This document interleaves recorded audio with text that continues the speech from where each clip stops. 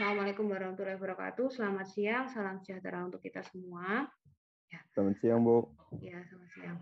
Jadi untuk hari ini nggak kerasa sudah masuk ke pertemuan 14.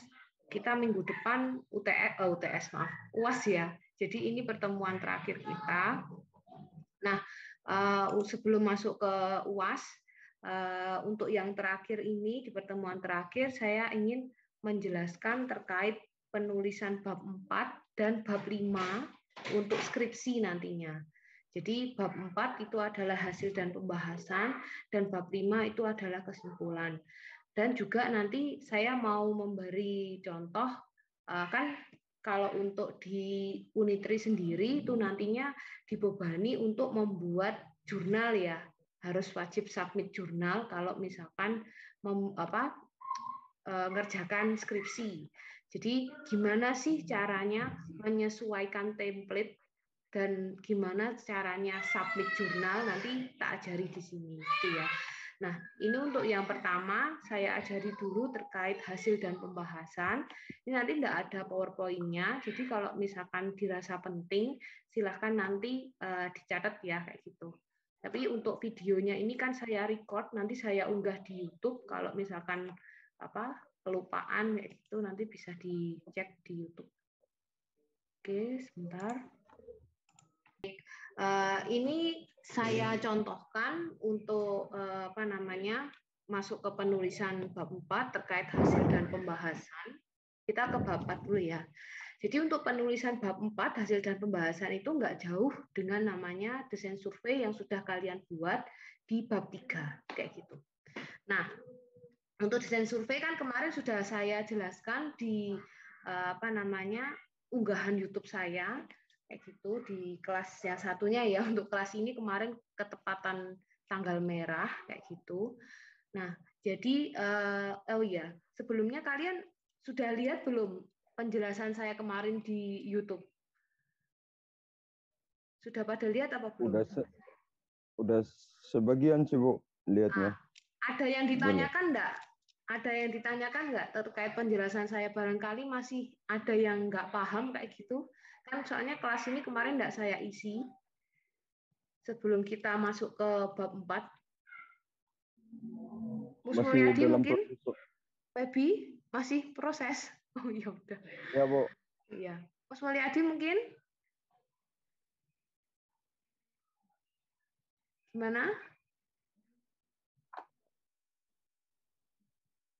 Oh, enggak masuk suaranya. Halo, suara saya masuk ya? Masuk, Bu. Iya.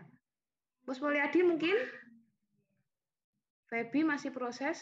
Kebetulan ini yang on cam cuma Mus Mulyadi sama Febi, yang lain nggak tahu kemana. Jadi yang saya tanya dua anak ini aja. Sudah paham tah terkait penjelasan saya yang di YouTube itu tentang desain survei? Halo?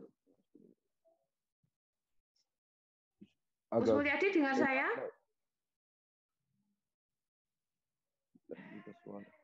Iya, kayaknya masih error dia. Jadi saya ulangi aja ya. Jadi untuk desain survei sendiri itu nantinya dia merupakan penjabaran terkait rumusan masalahmu. Nah, ini langsung saya kaitkan terkait bab 4-nya ya. Nanti kalau misalkan masih ada yang ingin ditanyakan terkait penjelasan desain survei yang ada di materi YouTube kemarin itu, nanti silahkan by WA aja ya, biar ini nantinya terselesaikan untuk bab 4 dan bab 5-nya. Oke, untuk penulisan bab 4 itu nggak bisa jauh dari yang namanya desain survei yang sudah kalian buat. Nah, kaitannya kalau untuk penulisan bab 4 sendiri itu diawali dari rumusan masalah. Jadi RM ini rumusan masalah. Kebetulan kalau untuk rumusan masalah di contoh yang saya buat ini di sini sudah tertulis kebetulan. Rumusan masalahnya tentang yang pertama bagaimana karakteristik arus lalu lintas di simpang 4 jalan X gitu ya. Ini contohnya seperti itu. Nah, intinya untuk rumusan masalahnya yang pertama, saya buat contoh yang pertama, itu menanyakan terkait karakteristik lalu lintas. Itu untuk rumusan masalah yang ada di contoh ini. Kemudian ini bukan subvariabel ya, tapi variabel. Jadi karakteristik lalu lintas ini bisa dikatakan juga sebagai variabel intinya. Terus kemudian untuk subvariabel itu turunan dari variabel ya. Itu nanti dia akan mengukur terkait ini dimulai dari karakteristik kendaraan sampai waktu siklus dan waktu hijau untuk perhitungan yang nantinya bisa menjawab karakteristik lalu lintas ini. Jadi diawali dari rumusan masalah, kemudian nantinya masuk ke desain survei.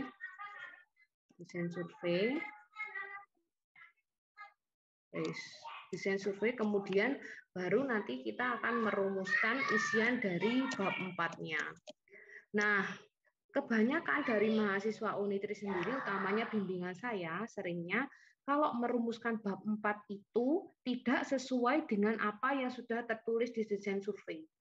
Jadi, caranya gini ya, kalau misalkan bab 4-mu yang pertama kamu mau menjawab terkait karakteristik arus lalu lintas. Karakteristik lalu lintas. Tulis saja bab 4, ini sebagai judulnya ya, bab 4, hasil dan pembahasan. Hasil dan pembahasan. Poin A pertama yang akan kamu bahas itu adalah karakteristik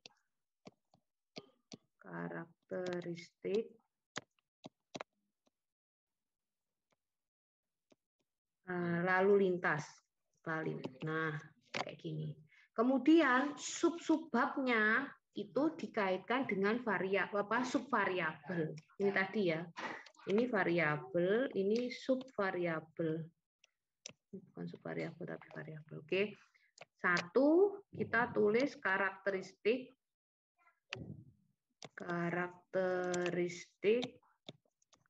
kendaraan. Nah, di sini nantinya kamu perlu menulis dan wajib menulis hasil dari penelitianmu terkait karakteristik kendaraan ini apa saja. Kayak gitu. Nah, silahkan nanti ditulis di situ hasilnya itu apa saja. Kemudian kaitkan dengan jurnal terdahulu.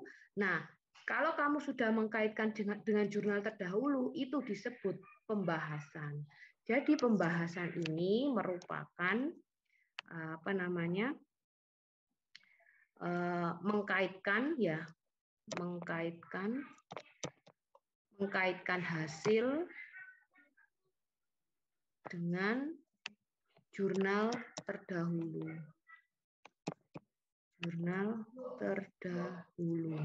Jadi itu isinya dari pembahasan.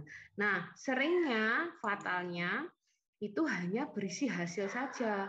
Kalian ngambil data atau penelitian, hasilnya seperti apa itu dimasukkan, namun tidak mengkaitkan dengan jurnal terdahulu. Jadi pembahasannya itu nggak ngena. Jadi usahakan nanti pembahasannya perlu diberikan ya. Nah, ciri jika kalian sudah mengkaitkan dengan mengkaitkan hasil dengan jurnal terdahulu yaitu pembahasan. Jadi misalkan seperti ini. Karakteristik kendaraan simpulannya misalkan kayak gini. Bentar saya beri contoh ya. Oke, karakteristik kendaraan yang terlibat kecelakaan di tahun 2021 yang terbanyak jenis kendaraan minibus, misalkan seperti itu. Nah, kemudian kalian perlu menguatkan, itu kan sudah titik ya, terus kemudian kalimat selanjutnya, kalian kuatkan dengan jurnal terdahulu. Hal ini sesuai dengan jurnal, misalkan milik Febi ya. Jadi Pati, Febianto, kan harus dibalik ya namanya ya. Pati, Febianto, buka kurung, tahunnya misalkan 2019 tutup kurung, yang bahwa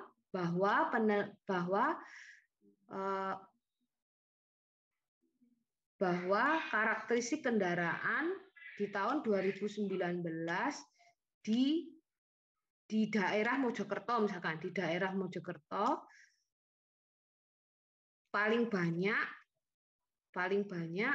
kendaraan minibus kayak gitu. Jadi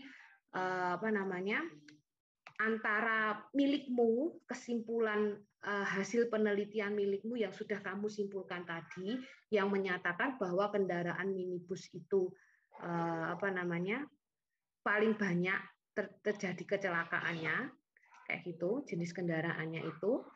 Nah, itu sama dengan hasil penelitian milik Febianto di tahun 2019, bahwasanya juga di daerah Mojokerto kan misalkan jurnalnya Febi itu mengangkat judul yang hampir sama dengan ini variabelnya tentang karakteristik arus lalu lintas, namun ngambil tempat penelitian di Mojokerto kayak gitu.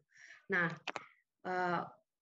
bahwasanya si jurnalnya Febi itu mengatakan kalau karakteristik kendaraan yang sering terjadi kecelakaan di daerah Mojokerto itu adalah kendaraan juga minibus. Jadi menguatkan gitu ya. Itu kalau misalkan ada jurnal yang tidak selaras atau tidak sama, ya enggak apa-apa, silakan kalian tulis. Kalau misalkan tidak sama dengan hasil penelitianmu, silakan tulis saja hasil penelitian ini tidak sesuai dengan jurnal ini, misalkan seperti itu. Kalau misalkan selaras, berarti nanti tulis saja hasil penelitian ini sesuai dengan jurnal ini atau penelitian miliknya ini, kayak gitu. Itu ya, itu untuk agar pembahasannya nyampe, karena ini merupakan bab 4 adalah hasil dan pembahasan. Oke, jadi diingat-ingat bahwasanya namanya dosen survei itu nantinya akan terkait dengan bab 4. Pun juga sama dengan kajian teori ya. Kajian teori itu bab 2 itu juga hampir sama caranya ngerjakan juga di desain survei itu sudah ada, kemudian kalian tulis kajian teorinya. Kalau kajian teori, basicnya dia ke teori, ke buku sama jurnal yang kita ambil ya, kita kita baca, kemudian kita tulis ulang simpulannya seperti itu ya teorinya. Tapi kalau bab 4 itu merupakan praktekmu, hasil kamu, bukan praktek ya, hasil kamu ngambil data dan juga pembahasannya. Jadi nggak banyak teorinya, tapi teori yang ada itu memang hasil dari teori yang ada itu merupakan suatu pembahasan kayak gitu. Makanya untuk suatu rumusan masalah untuk bimbingan saya, kalau dia ngomong terkait solusi, misalkan seringnya anak Unitri itu buat rumusan masalah itu bagaimana solusi alternatif dan seterusnya. Kalau untuk bimbingan saya pasti akan saya minta ganti. Kenapa? Karena rumusan masalah itu wajib bisa diukur, wajib bisa dilakukan penelitian ya. Kalau kamu tanya solusi alternatif, itu cara pengerjaannya nanti gimana? Kan susah ya. Jadi kalau misalkan kalau gini aja, rumusan masalah kamu tulis di rumusan masalah ini, kamu tulis solusi alternatif kayak gitu. Solusi alternatif. Mungkin nggak nanti subvariabelnya akan muncul segini banyaknya? Kan nggak mungkin toh ya. Pasti nggak ada kalau solusi alternatif. Karena solusi itu merupakan simpulan dari hasil penelitian. Jadi usahakan jangan sampai terjebak saat membuat rumusan masalah. Kayak gitu. Saya seringnya namanya dosen pembimbing itu hanya mengarahkan, terserah dari si penulis nantinya mau membuat rumusan masalah apa, kitanya hanya tinggal mengarahkan. Jadi usahakan ya jangan terlalu parah gitu ya kalau membuat rumusan masalah. Kalau buat rumusan masalah solusi alternatif nanti subvariabelnya pasti nggak muncul karena banyak jurnal itu jarang nulis tentang solusi alternatif karena dia nanti pasti akan muncul di pembahasan kayak gitu. Mengcompare antara simpulan dari hasilmu yang dikaitkan dengan jurnal terdahulu. Dari situ nantinya pembaca itu sudah paham, oh nanti bakal ada solusi seperti ini. Kalau misalkan jurnal terdahulunya juga juga menguatkan, ada penguatan gitu ya, sama dengan hasil penelitian misalkan seperti itu kan, terserah dari si penulis ya, nanti mau memunculkan suatu solusi seperti apa di hasil dan pembahasannya kayak gitu. Jadi usahakan jangan membuat rumusan masalah solusi alternatif. Oke, jika ada pertanyaan di hold dulu, saya lanjutkan ke bab 5. Oke. Kita lanjutkan ke bab 5. Bab 5 ini merupakan kesimpulan. Nah, di kesimpulan sendiri nantinya akan ada yang poin pertama, subbab pertama itu adalah kesimpulan sendiri, kemudian selanjutnya subbab selanjutnya adalah saran. Nah, yang seringnya fatal adalah penulisan kesimpulan. Gimana sih Bu cara nulis kesimpulan yang benar? Nah, prinsip dari kesimpulan itu adalah terkait dengan rumusan masalahmu. Jadi kesimpulan itu merupakan jawaban dari rumusan masalah. Nah, kalau kayak gini tadi, contoh yang pertama rumusan masalahnya adalah karakteristik arus lalu lintas. Bagaimana karakteristik arus lalu lintas di simpang 4 jalan X? Kan pertanyaannya seperti itu. Jadi, kitanya nanti bisa menjawab seperti ini. Di sini ya. Untuk yang pertama, kesimpulan juga punya prinsip, penulisannya wajib singkat, padat, dan jelas. Jadi, usahakan hanya berupa satu kalimat yang memang dia nantinya tidak terlalu panjang ya, tidak muncul subbab gitu maksud saya. Karena seringnya anak-anak sendiri itu kalau membuat kesimpulan, misalkan kesimpulan nomor 1, jadi karakteristik arus lalu lintas di simpang 4 jalan X menghasilkan berdasarkan analisis data yang diperoleh disimpulkan bahwa seperti ini kayak gitu ya. Nah, misalkan disimpulkan bahwa itu tulis saja nanti dalam bentuknya paragraf, tapi jangan subbab. Jadi jangan memunculkan subbab. Oke, saya tulis lagi ya. Jadi misalkan seperti ini, karakteristik arus lalu lalin di simpang 4 jalan X diperoleh misalkan. Diperoleh apa? Di sini langsung diisi hasil dari penelitianmu.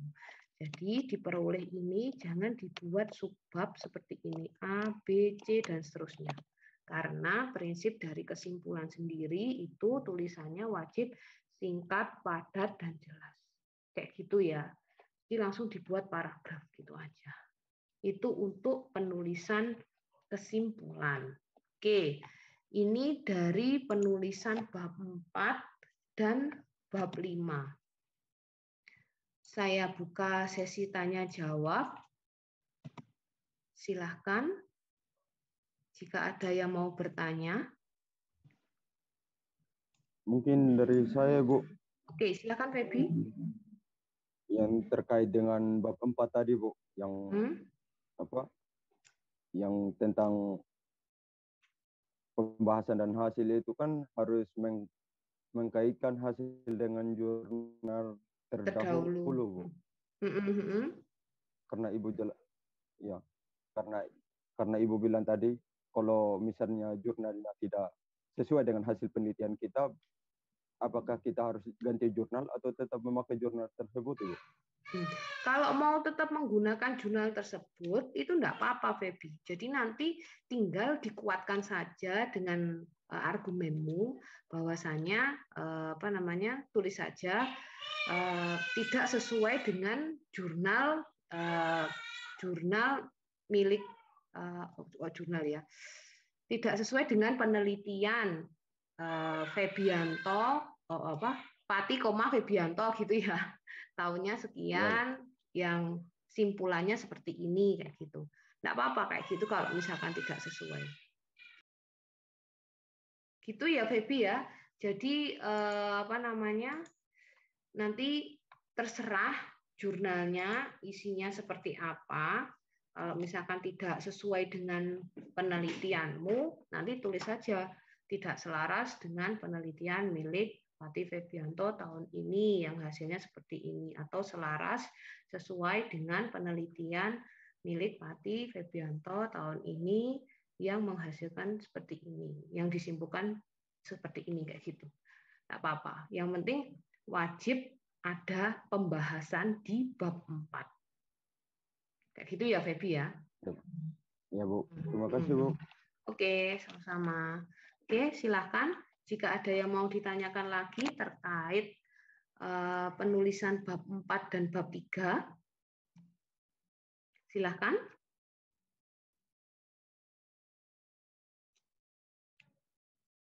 Tidak ada? Oke, baik. Jika tidak ada, ini sudah ya, saya hapus ya. Oke, saya lanjutkan terkait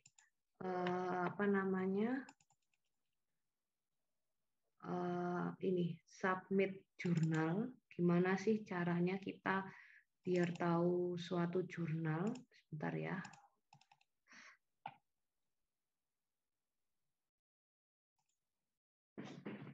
Jadi untuk jurnal nanti terserah kalian itu mau submit di jurnal apa ya. Ini saya contohkan misalkan jurnal fondasi ini teknik sipil, ini kebetulan dia masuk ke Sinta 4. Jadi kalau kita ngomong terkait tentang jurnal itu ada 5 rentangan ya. 5 kasta kayak gitu. Ada yang namanya Sinta 1, Sinta 2, Sinta 3, Sinta 4, dan Sinta 5. Itu kalau untuk jurnal, kasta jurnal di Indonesia. Tapi kalau kita ngomong jurnal luar negeri, itu kastanya HI depannya. Jadi bukan Sinta tapi HI. HI1, HI2, HI3, dan seterusnya. Terus kemudian ada lagi yang namanya proceeding. Proceeding atau seminar. Kalau kita ngomong proceeding atau seminar, kalau untuk luar negeri itu nanti levelnya. Jadi kalau misalkan ngomong terkait proceeding tadi, proceeding itu atau seminar di Indonesia sendiri itu biasanya disebut dengan kalau dijurnalkan ya seminar yang dijurnalkan kayak gitu. Itu beda dengan Sinta tadi. Jadi dia akreditasinya beda ya, nggak sama kayak Sinta tadi. Terus kalau yang luar negeri itu biasa disebut proceeding itu dalam bahasa Inggris. Nantinya dianya punya yang namanya level sendiri, beda dengan HI juga. Masuk ke AIP kah? AIP itu levelnya ya. Jadi sama kayak HI tadi kayak gitu. Jadi beda-beda. Jadi nanti terserah kalian kalau untuk di Unitri sendiri punya yang namanya seminarnya namanya Sentiquin kalau untuk teknik. Kalau untuk jurnalnya di teknik Unitri itu masuk ke Sinta 3 namanya Reka Buana. Kayak gitu. Kalau Reka Buana masuknya ke Sinta 3. Ini kebetulan saya ngambil dari Universitas Sultan Ageng Tirtayasa, Jurnal Teknik Sipil Pondasi. Kebetulan ini dia masuk ke Sinta 4 akreditasinya. Ini berlakunya nanti 5 tahun lagi ya, 5 tahun ke depan. Jadi dari 2019, 2020, 21, 22, 23, 24 sampai 2024 dia nanti masih di Sinta 4 kayak gitu. Kadang kalau jurnal ini bisa diajukan kembali reakreditasi namanya. Oke, Biar bisa tahu suatu jurnal itu bayar atau tidak, kita lihat di sini, about. Kita klik about. Bentar ya. Kita klik about, kemudian di sini ada namanya, sebentar, submission, privacy. Oke, di sini ya. Coba. Online submission, kita cek di sini ya. Privacy statement. Di mana ya? Guideline, panduan, DOJ. Oke, jadi beda jurnal itu beda. Sebentar. Harusnya di sini ya. Sebentar. Oke. Open access submission. Peer review. Oke, sebentar. Ini kayaknya tidak dicantumkan untuk pembayarannya, tapi di sini itu free. Tak ganti aja jurnalnya ya. Yang apa namanya? Nanti biar kelihatan. Sebentar. Ini lama deh. Pakai ini aja. Ini masuk ke jurnalnya ITS ya. Jadi kita klik home. Sini. Jadi nanti jurnalnya kelihatan di sini ya. Ini. Nah, dia akan keluar di bulan Mei, September, dan Desember. Jadi nanti kalian butuhnya untuk kira-kira bulan apa, nanti bisa dikira-kira. Nah, di sini about, diklik. Nantinya di sini akan ada ini artikel processing charge. Nah, di sini nanti akan tertulis dia minta biaya atau enggaknya. Nah, kalau biasakan minta biaya, nanti di situ akan tertulis biayanya berapa. Kalau enggak, nanti juga ada. Ini yang contohnya yang enggak ada ya. Kalau kita masuk ke jurnal yang ada bayarannya, kayaknya ini deh. Sebentar. Saya kebetulan, nge-freeze. Oke, jadi saya kebetulan di laptop saya ini untuk di Chrome itu sudah saya beri link kayak gini. Jadi mana yang bayar, mana yang enggak. Nah, ini akreditasi peringkat 3. Kita klik about. Nanti kita lihat sini. Di sini jadi tadi ada tulisannya charge atau enggak, author fees, fee bayar. Nah, kayak seperti ini. Ini nanti saya perbesar ya. Nah, di sini untuk memasukkan enggak bayar, fast track maksudnya ngeceknya, reviewnya itu enggak bayar, tapi kalau artikelnya publish itu bayar 500.000. Jadi ada yang seperti ini. Jadi nanti kalau teman-teman mau lihat jurnal itu bayar atau enggaknya, di situ ya, about, kemudian yang berbau-bau uang, nah itu nanti dilihat di situ. Nah, lanjut kita masuk ke cara penulisan. Kita masuk ke author guidelines. Nah, author guidelines ini nantinya gimana caranya kita bisa nulis kayak gitu. Nah, di sini sudah tertulis. Nanti kalau submission di mana, terus penulisan, kita cari template. Template-nya di mana ya, kayak gitu. Nah, di sini, bentar, kita cari template-nya. Pokoknya kok nggak ada ya ini ya. Copyright atau fee. Ya deh, sebentar. Ini artikel template di sini ya. Nih di sini artikel template. Nah, nanti silahkan download template di jurnal yang akan kalian tuju, terus kemudian kalian sesuaikan dengan template jurnal ini kayak gitu. Ini template-nya, nanti tinggal di-download, kemudian kalian edit sesuai dengan isian milikmu.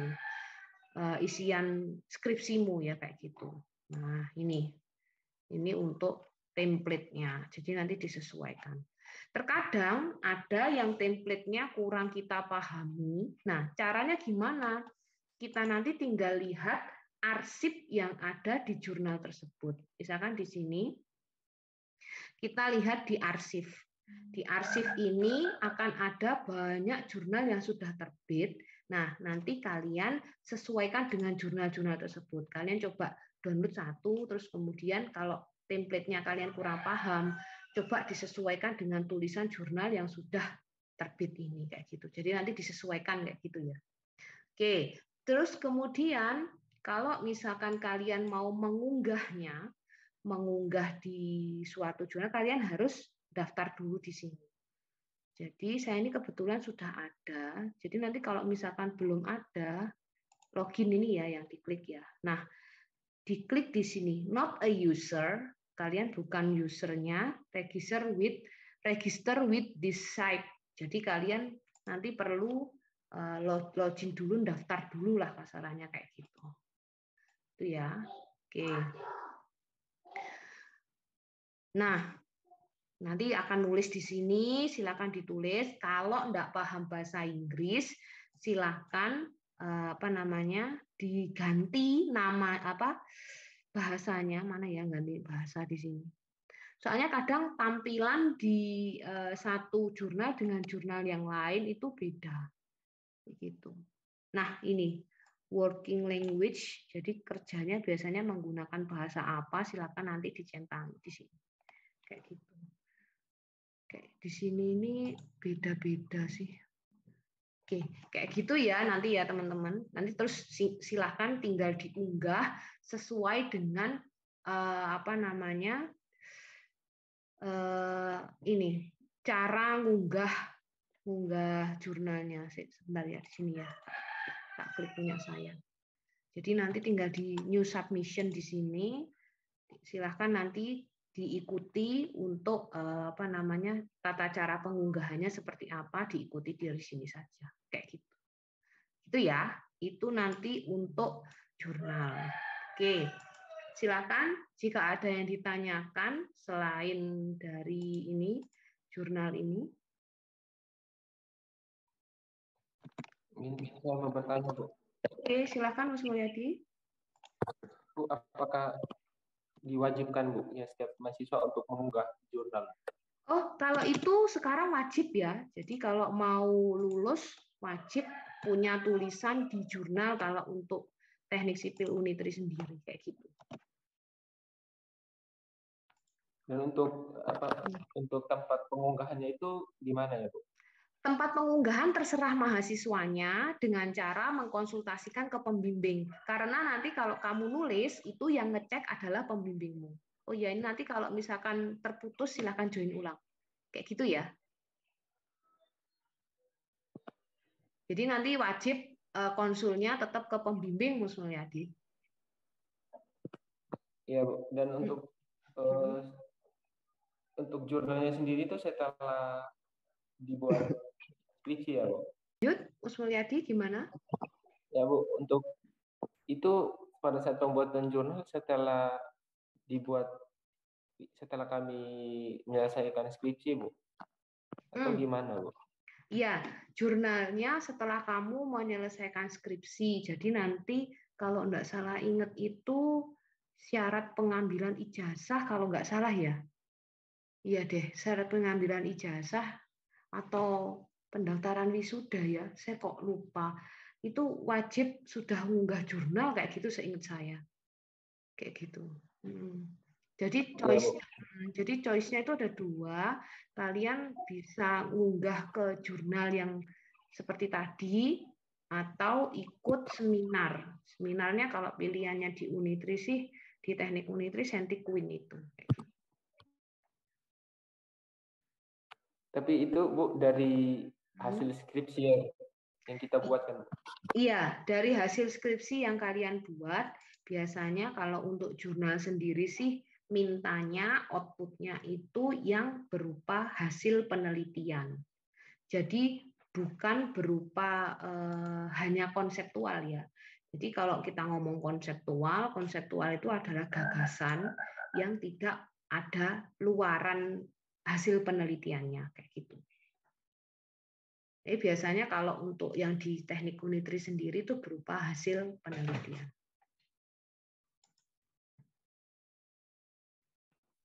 Paham, Bu. Terima kasih, Bu. Oke, sama-sama.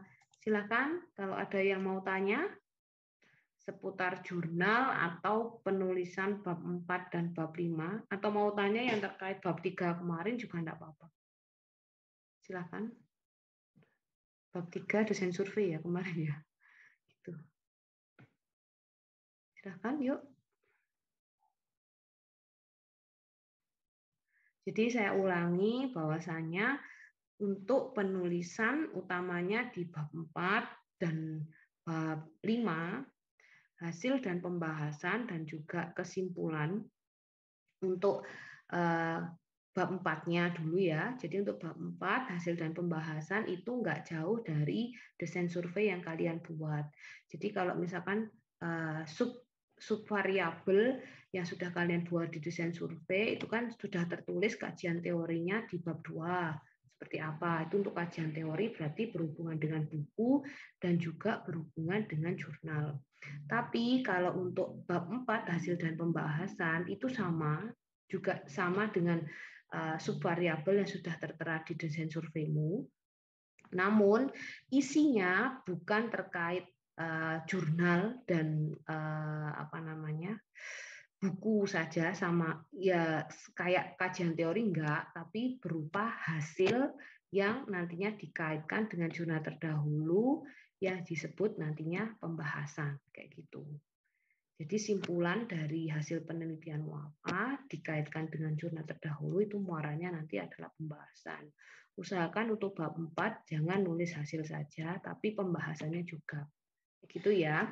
Terus kemudian kalau untuk bab 5 itu merupakan kesimpulan dan saran. Biasanya yang ditulis bab 5 kesimpulan ya gitu, tapi isinya adalah kesimpulan dan saran.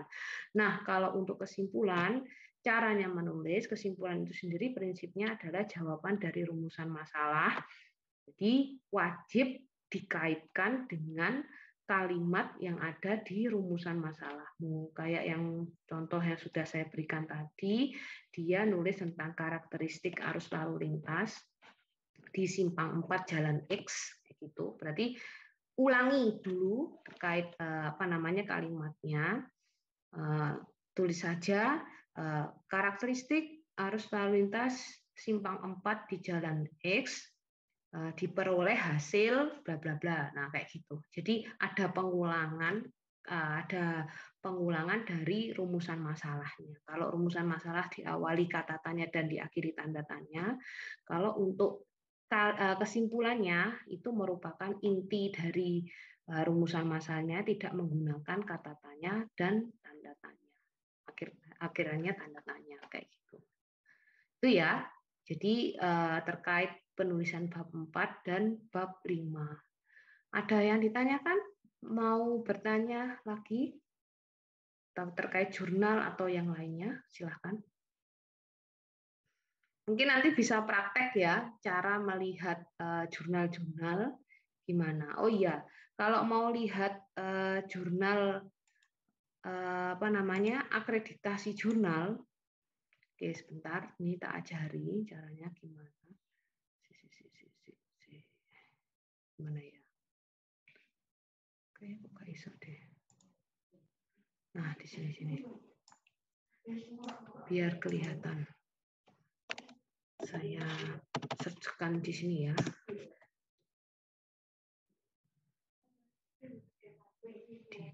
Klik dulu, kita lihat di Google, kemudian kita masuk ke namanya Sinta.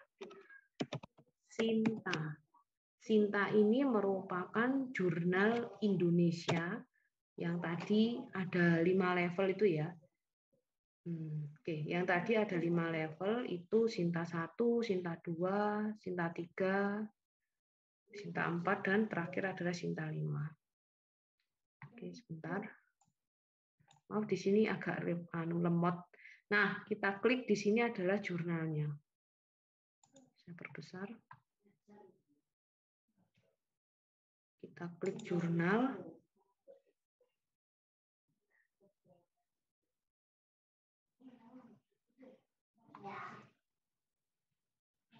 Nah, di sini nanti akan kelihatan lamannya. Jadi Sinta sendiri itu punya Kemenristek ya. Jadi nanti akan kelihatan di sini lamannya. Kalau kalian pengen ngeklik jurnal, sini kan jurnalnya banyak ya. Nah, silakan misalkan di sini search jurnal. Search jurnal. Nah, kita search di sini jurnalnya apa. Misalkan kita mau jurnal teknik sipil kayak gitu ya. Kita filter. Di sini nanti akan muncul semua jurnalnya. Mau Sinta berapa. Nanti akan dimasukkan di sini. Misalkan kita masukkan ke Sinta 4. Kita tulis di sini engineer. Filternya berarti. Filter jurnal.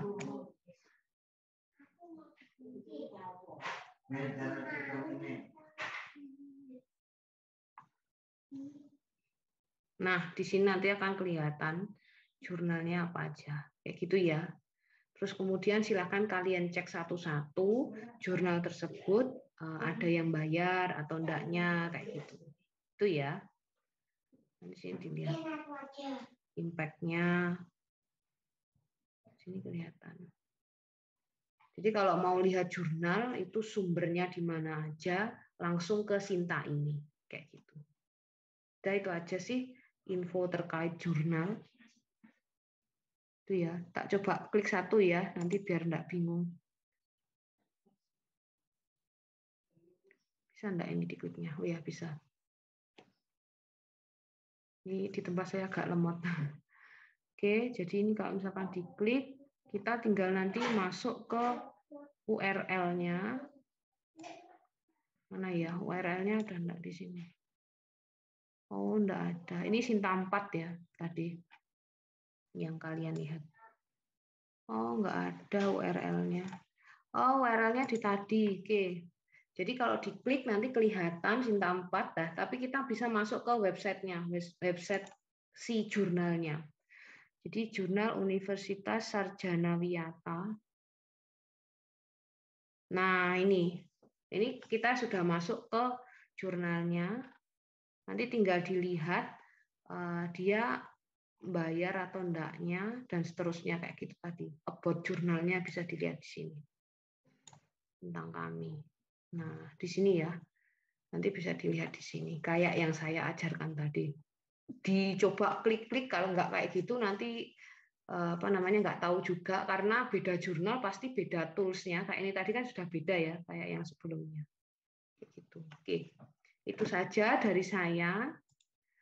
Ada yang tanyakan nggak tentang jurnal atau tentang penulisan yang sebelum-sebelumnya? Ada tugas loh ya, penulisan bab 3 loh ya, dikerjakan ya. Jangan sampai enggak. Ya, oke. Jadi nanti kalau misalkan ngerjakan yang bab 3, usahakan sesuai dengan arahan yang sudah saya berikan di tutorial di unggahan YouTube saya, video di unggahan YouTube saya. Jadi kalau misalkan ada yang sudah konsultasi ke dosen pembimbingnya, saya sendiri sih untuk metode penelitian ini nggak jauh beda dari juknis metode penelitian yang sudah saya berikan share ke kalian ya, yang dari fakultas. Jadi nggak jauh beda dari itu petunjuk teknisnya. Nah, nanti usahakan kalau ngumpulkan cara ngerjakannya, tahapannya sama seperti itu, biar nanti kalian terbiasa untuk ngerjakan, gitu ya. Walaupun kalian sudah bimbingan. Soalnya berkaca dari yang sebelumnya, dia merasa sudah bimbingan, jadi kerjaannya yang dikumpulkan sesuai dengan bimbingannya saat dia bimbingan. Padahal tidak sesuai dengan petunjuk teknis tersebut. Jadi saya ingin menegaskan lagi bahwasanya saya hanya mengikuti petunjuk teknis itu, jadi saya hanya mengikuti yang benarnya seperti apa kayak gitu. Jadi usahakan disesuaikan dengan petunjuk teknis tersebut. Oke. Nah, saya lanjut ke apa? Kalau misalkan tidak ada pertanyaan, saya akhiri ya perkuliahan hari ini. Tugasnya dikumpulkan. Jadi untuk hari ini kita kan sudah belajar bab 4 dan bab 5. Semoga ilmunya bermanfaat ya. Jadi minggu depan kita sudah UAS, kita ketemu. Ini sudah nggak kerasa, sudah selama 1 semester. Saya minta maaf kalau misalkan ada kekurangan saat penyampaian dan juga apa namanya jarang ketemunya. Kalau misalkan saya berhalangan hadir kayak gitu. Oke, akhir kata saya tutup kuliah hari ini dan kita bisa bertemu nanti di lain kesempatan, di lain mata kuliah ya. Kalau misalkan masih jodoh bertemu kayak gitu. Oke, saya mohon maaf ya kalau misalkan ada salah kata atau perbuatan saat ngajar gitu. Oke, nanti diingatkan ya kalau misalkan saya ada yang lupa share materi dan seterusnya kayak gitu. Pun juga kalau misalkan judul kalian diterima, saya dikabari ya. Gitu. Amin. Itu aja dari saya. Terima kasih. Minggu depan UAS pakai Google Classroom ya. Oke. Ya, Bu. Saya akhiri kuliah hari ini. Terima kasih. Wassalamualaikum warahmatullahi wabarakatuh. Salam sejahtera untuk kita semua. Selamat siang, Bu. Terima kasih, Bu. Ya, sama-sama.